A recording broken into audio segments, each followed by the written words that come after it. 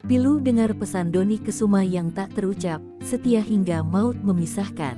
Meski bercerai selama 7 tahun lalu dan dibumbui intrik dan drama orang ketiga, nyata Dony Kesuma betah melajang. Begitupun Yuni Indriati yang tetap setia mendampingi Dony, menemani dan merawat Dony di saat terakhir. Dony pernah mengungkapkan penyesalan dan keinginan kepada Melanie Ricardo dalam podcast tahun 2023 yang kembali diunggah Melanie pada tanggal 20 Maret tahun 2024. Dia merasa perceraiannya menjadi rumit karena dicampuri pihak luar. Nyatanya usai beberapa tahun berlalu, dia dan Indri bisa satu hati, kompak, merawat dan membesarkan anak-anak. Meski sudah tak lagi menjadi suami istri, namun pertemanan mereka jauh lebih indah.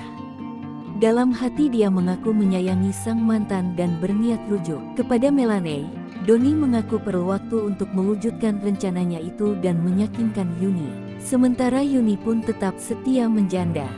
Bahkan, sembari mengurus ketiga anaknya, Yuni tetap memperhatikan Dony, terutama kesehatan sang mantan atlet softball itu. Makanya saat Dony sakit, dialah yang mengantarkan sang mantan suami ditemani 3 anaknya ke rumah sakit. Dilansir dari Tribun News, tanggal 20 Maret tahun 2023, sembari terisak, Yuni bersyukur ada bersama anak-anaknya, menemani saat kritis dan sedetik pun pernah meninggalkan dan menjaganya. Ia menceritakan momen bersama anak-anaknya membimbing Dony membacakan talqin mayit, membimbing dan membisikkan di telinganya agar sampai di perjalanan terakhirnya. Ia berharap kehadirannya bersama ketiga anak bisa membuat Dony Kesuma pergi dengan tenang.